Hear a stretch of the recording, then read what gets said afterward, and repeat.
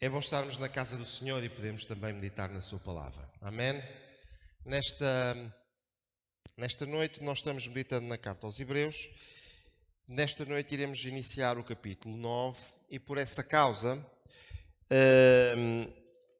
iremos gastar praticamente todo o tempo do nosso estudo bíblico olhando para o tabernáculo, olhando para os seus utensílios e o que é que representam para nós.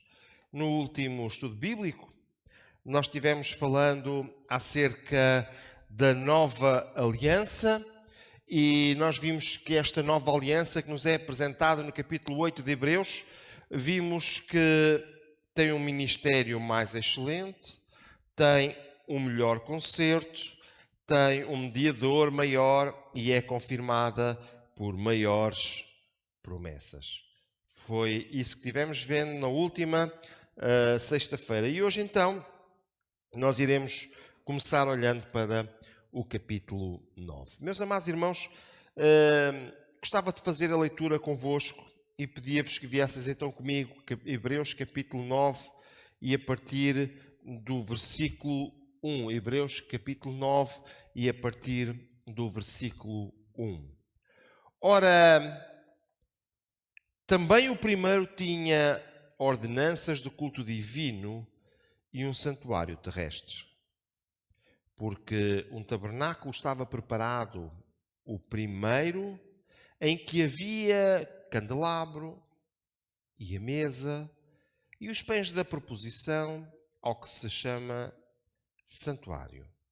Mas depois do segundo véu estava o tabernáculo, que se chama Santo dos Santos, que tinha o incensário de ouro e a arca da aliança coberta de ouro, toda em redor, em que estava um vaso de ouro que continha o maná e a vara de Arão que tinha florescido, e as tábuas da aliança.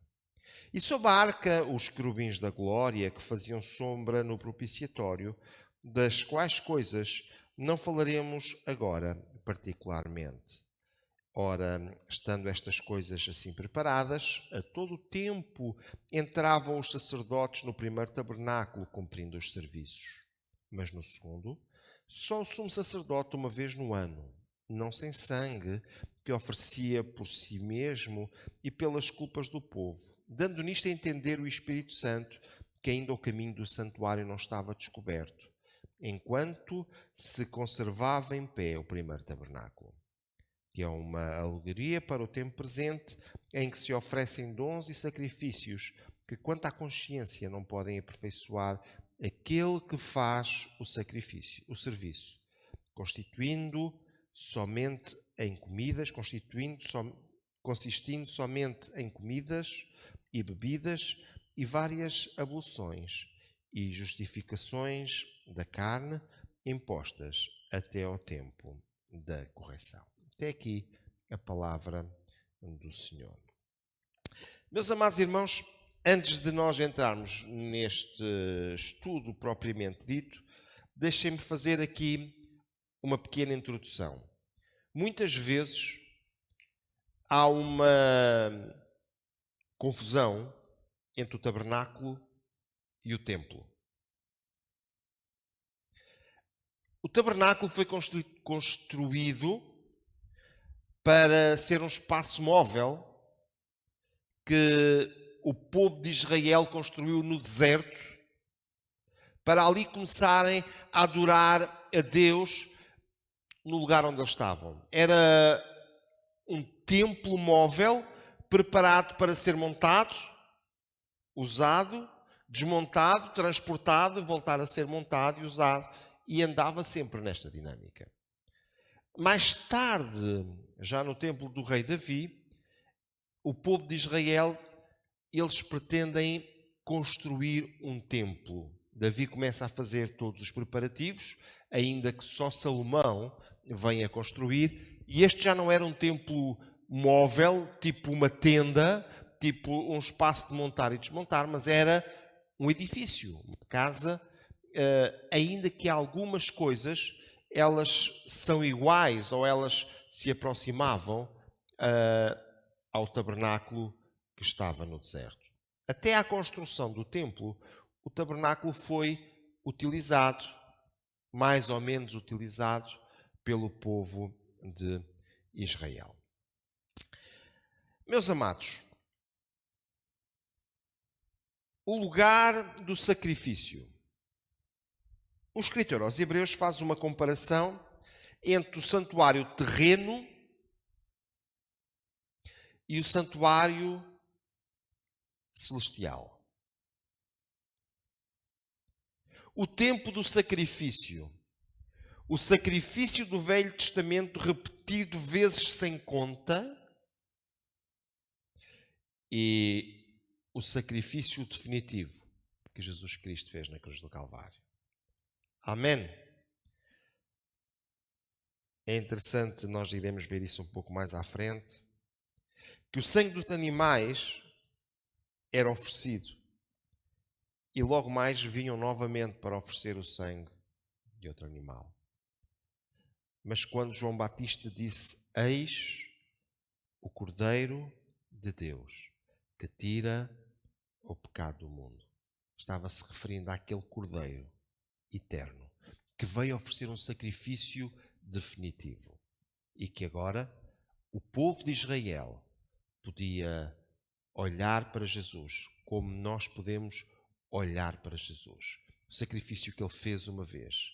E ele não entrou no lugar santíssimo e saiu. Ele está na presença de Deus, onde continua exercendo o seu sacerdócio, intercedendo por nós em cada dia. Então podemos chegar com confiança, certos de que Jesus não vai falhar. Amém? Bem, rapidamente um resumo do capítulo 9, antes de nós entrarmos então no tabernáculo. Em primeiro lugar, o tabernáculo era um santuário deste mundo, mas o verdadeiro está no céu. Em segundo lugar, o sumo sacerdote entrava no tabernáculo uma vez no ano, mas Cristo entrou no tabernáculo celestial, onde está lá, como sacerdote e rei para sempre. Amém? Em terceiro lugar, o sumo sacerdote obtinha a redenção anual, mas Cristo obteve a redenção eterna. O sumo sacerdote oferecia o sangue de animais como sacrifício por pecados específicos, mas Cristo veio a ser o verdadeiro Cordeiro sacrificial por todos os pecados de todos os homens. Podemos dar glória a Jesus. Aleluia. O santuário terreno, nós podemos olhar para isto. A comparação é feita com o tabernáculo construído por Moisés, por ordem de Deus, no deserto.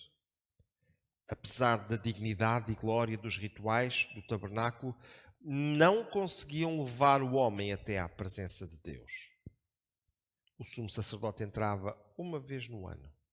Ficava toda a gente muito contente. Mas havia um véu permanente de separação que impedia o homem de chegar à presença de Deus. Mas a Bíblia diz que quando Jesus ele morreu, o véu do templo foi rasgado. E é interessante o texto que a palavra de Deus utiliza. Diz que foi rasgado de alto a baixo. Bem, se você tivesse a rasgar uma cortina que era tão leve que era movimentada com a ajuda de juntas de bois. É uma coisa levezinha. Você, se tivesse que cortar uma cortina dessas, como faria? Provavelmente abaixava-se, pegava e começava a cortar. E seria cortar de baixo para cima. Mas ela foi cortada de cima para baixo. Porque quando Jesus ele morreu, o véu que separava a cortina, que separava a espessa cortina que separava o homem de Deus foi rasgada. Mas não foi rasgada pelo homem. Porque o homem não tinha condições para o fazer. Mas o próprio Deus fez de cima para baixo. E agora nós temos acesso à presença de Deus através de Jesus Cristo. Aleluia! Olha, sendo o tabernáculo um templo móvel, lembra que a igreja também está andando para o céu e tudo o que nós temos aqui é transitório, porque tudo o que nós temos aqui é fraco comparado com aquilo que nós vamos ter no céu. Amém? Quem é que acha que canta mal? Há aqui gente a cantar mal? Olha, no céu você vai cantar bem. Quem é que aqui acha que canta bem? Não digam nada, que eu sei que há muitos que cantam bem. No céu você vai cantar melhor. Sabe porquê? Tudo o que nós fazemos aqui, no céu vamos fazer melhor. Tudo o que nós temos aqui, no céu nós vamos ter melhor. Então, meus amados irmãos, tudo aqui é transitório. Bem, o que eu vou apresentar agora é uma reconstituição. Algumas pessoas veem este tipo de fotografias e agem como se alguém tivesse ido de repente ter com Moisés e tirado. Moisés, eu posso tirar uma fotografia ao tabernáculo? Isto não aconteceu. Mas, com base naquilo que temos na Bíblia, há muita gente a fazer reconstituições, a fazer maquetes, a fazer montagens, desenhos, e nós conseguimos ter uma ideia aproximada daquilo que era o tabernáculo. Então o tabernáculo, numa vista, uma fotografia tirada com um drone, seria alguma coisa mais ou menos assim. Conseguem ver? Foi mesmo tirado com um drone, como vocês estão a ver, não é? O que é que nós temos aqui? Nós temos uma tenda. Se os irmãos olharem, nós conseguimos ver uma tenda aqui neste sítio. Nós temos o pátio, todo o pátio aqui fora. Vemos que este pátio tem aqui o altar e tem a pia. Vemos que tem apenas uma porta. E vemos que tem um muro a toda a volta. Ok? Se este desenho não tivesse sido tirado com o drone, mas tivesse sido o arquiteto a fazer, ele fazia uma coisa mais ou menos deste género. Então nós temos aqui a porta e a seguir temos o altar, a pia, depois temos aqui no lugar santo, nesta primeira parte, e na última o Santo dos Santos, ou o lugar santíssimo. Temos a mesa dos pães, o candelabro, ou menorá, como queiram chamar, e o altar do incenso. E, meus amados irmãos, nós olhamos para isto e nós percebemos que havia uma ordem. As coisas não eram atiradas e, de repente, não se dizia, estou farto desta decoração. Deus disse é assim. Inclusivamente, Deus disse qual era a orientação que o tabernáculo deveria ter. A porta deveria estar orientada para o oeste. O lado onde estava o lado esquerdo, quem entra, deveria ser norte. O outro lado sul, não há hipótese, não é? E a porta devia de ser em leste, não a oeste, mas a leste. A porta é aqui, deste lado daqui. Isto para dizer o quê, meus amados irmãos? Tudo foi feito com uma ordem. E Deus disse, é desta forma. Tudo estava previsto por Deus. E tudo devia ser feito desta maneira. Eu gostava de dizer que o nosso Deus, Ele deseja que nós olhemos bem para aquilo que Ele nos disse e façamos da forma, do jeito que Ele tem orientado. Deixem-me agora aproveitar o resto do tempo que ainda tenho e passar por cada um destes utensílios para nós falarmos um bocadinho sobre eles. O primeiro deles, porque quando a pessoa entrava na porta, a primeira coisa que encontrava era o altar, ou o altar de bronze. E eu não sei se você já imaginou, mas imagine que ia dar uma volta pela parte de fora do tabernáculo, pela parte de fora da vedação. O que é que você acha? Qual era o cheiro que você acha que sentia? Há muitas pessoas que, de uma forma lírica, romântica, dizem o cheiro do incenso. Se calhar era mais provável você sentir o cheiro do sacrifício dos animais. Queimando. Olhemos para a grandiosidade deste utensílio. Quando o israelita se aproximava do tabernáculo com o seu sacrifício e atravessava o portão de entrada, a porta, ele encontrava entre ele e o tabernáculo em si, a tenda, duas coisas. A primeira logo era o altar. Este altar tinha uma forma quadrada e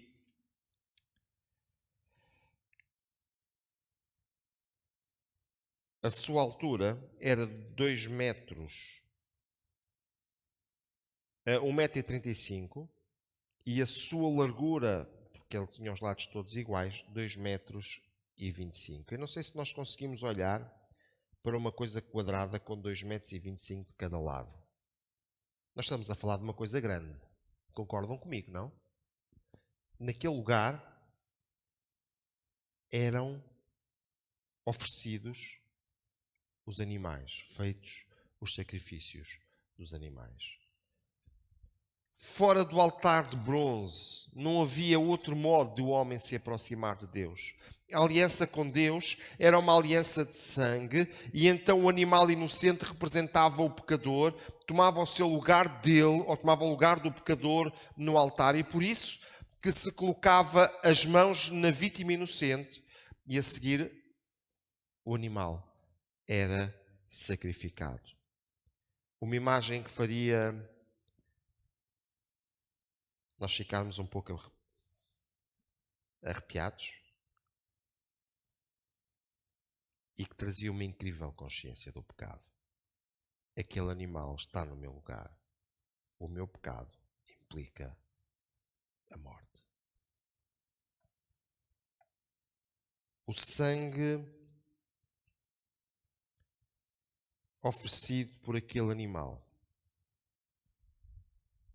ele apontava para o sangue inocente do Cordeiro de Deus, Jesus Cristo, oferecido na cruz do Calvário por cada um de nós. Amém. Olha, deixem-me olhar para o segundo objeto.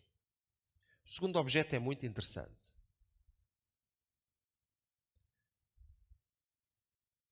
É um lavatório. Nós temos um lavatório em casa, certo? Os primeiros lavatórios, vocês se forem aí àqueles museus, aos lavatórios antigos, eles não eram brancos como os nossos. Eles eram de um material tipo cobre. E sabe que aquele cobre era polido, porque era importante que o cobre refletisse quem estava se lavando. Havia um reflexo duplo. Havia o reflexo da água e havia o reflexo do próprio cobre, do próprio bronze. É interessante que a pia de bronze, lá no deserto, foi feito com os espelhos. Guardem até março para verem o que os jovens têm para vos apresentar. Até março. Mas eu quero dizer-vos que quem patrocinou isto tudo foram os egípcios. Quando o povo de Israel saiu, eles deram tudo. Sabem, um objeto de valor que as senhoras ricas tinham era um espelho. Porque as outras iam ao lago ver-se na água. E aquele espelho era feito com cobre, com bronze, que era o mais polido que conseguiam para tentar refletir a imagem. E agora é exatamente este mesmo que é utilizado para fazer esta pia. Era enchida de água para a limpeza constante dos sacerdotes que ministravam na casa do Senhor. A pia ou bacia contém água para lavagem. Os sacerdotes judeus foram ordenados a lavar as suas mãos e pés continuamente durante o serviço do tabernáculo. A pia foi colocada entre a porta do lugar santo, e o altar. O sacerdote em serviço entrava no portão exterior, tinha à frente o altar onde ele sacrificava, como qualquer outro israelita.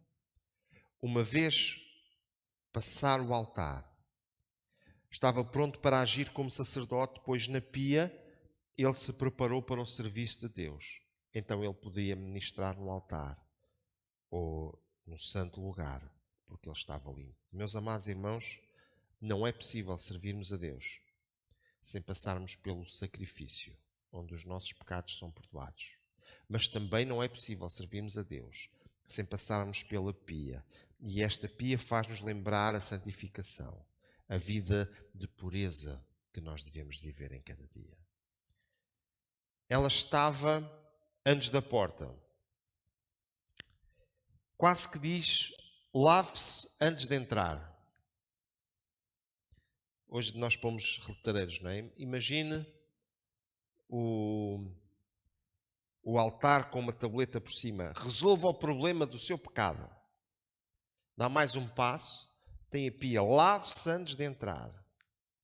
E meus amados irmãos, dentro daquele pátio, o sacerdote poderia resolver estas duas situações. Dentro da porta do lugar santo, ou dentro da porta do tabernáculo, nós encontramos aqui o lugar santo e o lugar santíssimo. E as primeiras duas coisas que apareciam era a mesa e o candelabro.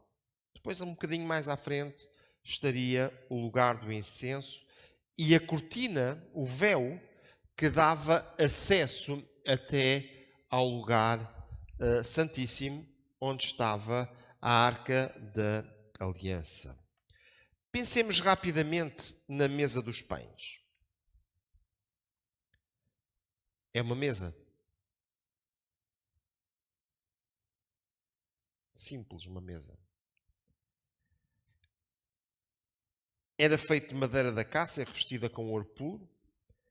Media 90 centímetros de comprimento e cerca de 67 centímetros e meio de altura e 45 centímetros de largura. Portanto, era uma mesa que não era muito larga, mais comprida. E na mesa havia 12 pedaços de pães cozidos. Eram sempre colocados e este pão podia ser comido, mas apenas pelos sacerdotes. A mesa dos pães nos fala... Peço perdão. A mesa dos pães fala-nos do alimento que vem de Deus, a fim de saciar a nossa fome. Mas o que é o pão? Em primeiro lugar, o pão é a palavra de Deus, do Deus que é eterno, que nos foi dado a fim de saciar a fome do nosso espírito. Em segundo lugar, o pão, Jesus afirma-se como o pão. Eu sou o pão que desceu do céu.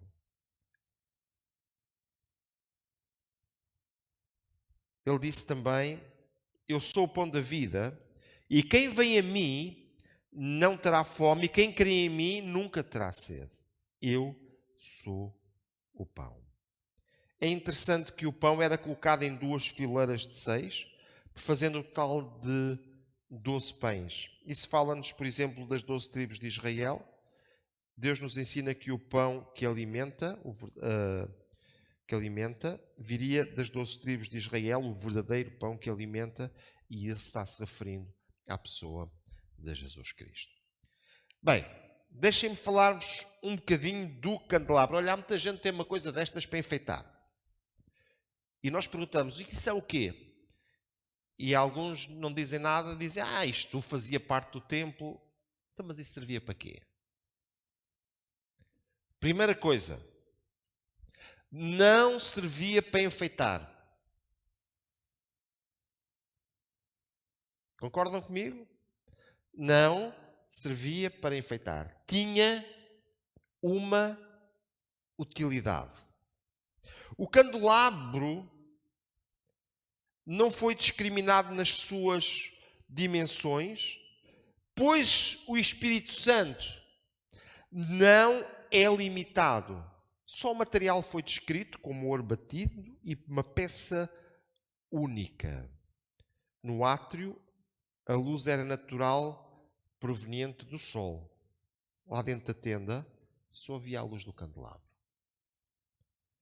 Fala-nos da presença do Espírito Santo nas nossas vidas, capaz de alumiar a nossa vida, o nosso ser. Lembra-nos que ele era alimentado pelo óleo, que nos fala da unção do Espírito Santo, que nunca deve faltar sobre as nossas vidas. Iluminação em nossa vida é também a palavra, que somente nos pode ser revelada se o Espírito de Deus iluminar o nosso coração. Amados irmãos, porquê que eu comecei por dizer que não serve para enfeitar? O Espírito Santo não deve ser alguma coisa que nós dizemos que temos. Deve ser alguma coisa que temos. O Espírito Santo não deve ser alguma coisa que nós fazemos para ficar bonito. Isto é muito bom, eu tenho. Deve ser alguma coisa que nós temos porque nos é útil. Nós precisamos da sua luz nos nossos corações, na nossa vida. Amém? Bem, o utensílio seguinte é o altar do incenso. Era uma coisa mais ou menos com o aspecto daqueles. O altar do incenso fala das nossas orações.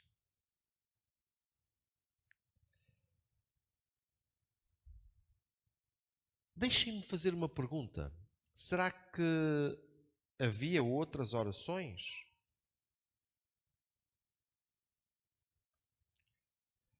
A oração feita no pátio era uma oração de toda a gente? Era uma oração em que a pessoa precisava de satisfazer-se a ela própria, porque sentia-se pecadora e queria resolver o seu problema, por isso o sacrifício. E sabe uma coisa? Muitas vezes as nossas orações estão focadas em nós próprios, em satisfazer as nossas necessidades, em satisfazer até os nossos desejos, e não menos vezes apenas porque sim. Mas a oração que simbolizada aqui no altar do incenso é a oração que passa e que é iluminada pelo candelabro que tem ou que simboliza a presença do Espírito Santo. E agora aqui o altar do incenso fala-nos das nossas orações, em que os nossos desejos eles estão colocados à parte e que nós deixamos que o Espírito Santo dirija a nossa oração. A oração aqui tem um peso muito maior, porque é uma oração em que nós não estamos preocupados com aquilo que nós queremos satisfazer em nós próprios, mas nós estamos preocupados em levar até Deus aquilo que Ele merece ouvir da nossa boca. É a oração da adoração, é a oração do louvor, é a oração do reconhecimento por aquilo que Ele é. Aqui há sem dúvida uma nova dimensão da oração do crente. Que o Senhor nos ajude e nos abençoe. Olha, e muitas vezes nós fazemos a oração do desespero. Sou só eu? Fazemos a oração da necessidade. Estamos passando por uma necessidade. Sou só eu? Vocês também? Mas sabe uma coisa? Quantas vezes nós esquecemos de chegar ao pé de Deus com a oração do reconhecimento, da adoração, do louvor, por causa daquilo que Ele é. E nós precisamos de tirar tempo para fazer isto também. Ele merece o nosso reconhecimento, a nossa adoração. Bem, e sabe o que é que vem a seguir? A cortina enorme, a pesada cortina que separa.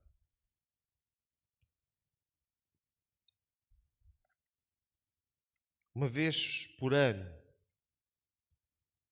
entrava o sumo sacerdote, amarrado com uma corda. As suas roupas tinham umas campainhas lá embaixo que faziam barulho à medida que ele se movimentava. E se ele deixasse de se movimentar, as pessoas cá fora deixavam de ouvir o barulho dos guizos. Provavelmente Deus não teria aceito o seu sacrifício por alguma razão. E até eles puxariam o cadáver com a corda. É duro, não é? Mas sabe uma coisa? Este dia em que ele entrava era um dia muito especial para o povo de Deus. E ele, ao entrar, ele olhava para este objeto, talvez o mais sagrado. Seria uma coisa mais ou menos como esta, que eu estou mostrando aqui. Como eu disse no início, isto são reconstruções. Ninguém foi lá tirar uma fotografia. São reconstruções com base nos textos, nos relatos bíblicos. E a Arca da Aliança, ela tinha lá dentro 3 objetos. 3 objetos. Já vamos falar um bocadinho acerca deles. A Arca da Aliança, ela tinha mais ou menos, aquilo ali está em côvados, cada côvado são 45 centímetros, um côvado e meio são 67 centímetros e meio, e 2 côvados e meio são 112 centímetros. Então já temos uma noção de qual é a dimensão da arca. Era uma arca com alguma dimensão, 2,5 metros de comprido é alguma dimensão. Mas, meus amados irmãos, o acesso a esse compartimento era restrito e somente o sumo sacerdote tinha permissão para entrar no dia da expiação, levando o sangue do sacrifício e aspergindo sobre aquela lâmina de ouro que estava por cima, chamado de propiciatório. Era um lugar extraordinário. E quando ele aspergia aquele sangue, as pessoas ficavam esperando que Deus aceitasse o sacrifício e fosse propício ao seu povo. Hoje nós não precisamos de entrar num lugar destes, porque o nosso sumo sacerdote entrou num lugar melhor, na presença de Deus. Não entrou com o sacrifício de um animal, entrou com o seu próprio sangue. E o seu sacrifício foi aceito. Amém. O que é que estava dentro da arca? E nós falámos que esta era a Arca da Aliança ou a Arca do Concerto. Dentro da arca nós encontramos 3 coisas. Primeiro, as tábuas da lei. Meu amado irmão, a aliança que Deus fez conosco está baseada na sua lei. Estava à espera de um amém assim, forte. Estava baseada na sua lei. Amém. Sabe porquê? Porque sendo Ele Deus, Ele tem direito de dizer quais são os termos. do acordo. Amém? Segunda coisa que estava lá, estava um pote com maná, com um bocado do maná que Deus tinha dado no deserto. Qual é a razão de haver um bocado de pão ali? Amados irmãos, nós precisamos de lembrar em cada dia que mesmo no deserto onde não há nada, o nosso Deus ainda está lá para ser o nosso sustentador. Ainda está lá para ser aquele a quem nós podemos confiar. E em terceiro lugar, estava lá a vara de Arão que floresceu.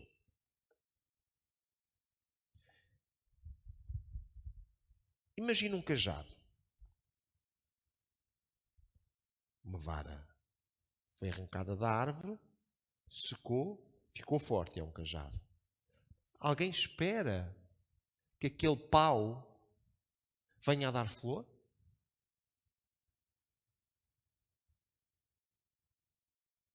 Vocês esperam? Acham que isso é possível? Mas sabe uma coisa? O nosso Deus fez com que isso fosse possível. E porque Ele fez com que isso fosse possível, Ele quis que as gerações futuras soubessem que para Deus nada é impossível. E é nesse Deus que nós confiamos. Mesmo quando já não há vida, como uma vara completamente seca, ainda assim Ele pode colocar vida. Mesmo quando já não há expectativas ou esperança, Ele pode trazer esperança. Então, os termos da aliança era de um Deus que tinha entregue a sua lei para nós cumprirmos. Os termos da aliança era de um Deus que nos sustenta, que nos suporta, que nos faz conseguir aguentar, prosseguir. E por último, os termos da aliança é de um Deus que, quando já não há mais hipóteses, Ele tem resposta. Quando parece que já não há vida, Ele faz florescer. Aleluia. Este é o nosso Deus. Amados irmãos, no próximo dia nós iremos voltar a este capítulo 9 e iremos olhar para este texto novamente. E nós precisamos de aferir algumas coisas que agora Jesus Cristo, nesta nova aliança, tem trazido para nós. A partir de um e para o outro.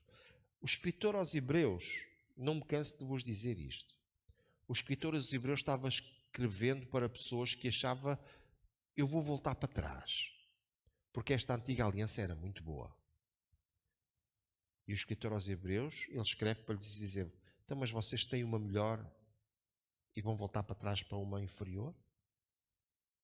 E, meus amados irmãos, eu quero dizer-vos que a aliança que Jesus Cristo veio fazer, não com o povo de Israel, mas com toda a humanidade, é muito superior àquela que Deus fez no Sinai, através de Moisés, com o povo de Israel. E eu estou grato ao meu Deus, ao meu grande Deus, que enviou Jesus Cristo para ser o nosso mediador, o nosso sumo sacerdote, para entrar, para estar na presença de Deus em cada dia, com o seu próprio sangue, cobrindo os meus pecados, eliminar todas as barreiras que vedavam o acesso até à presença de Deus, no qual nós podemos entrar agora livremente. Esta é a nossa nova aliança no seu sangue. Que o Senhor possa abençoar os meus amados irmãos e irmãs.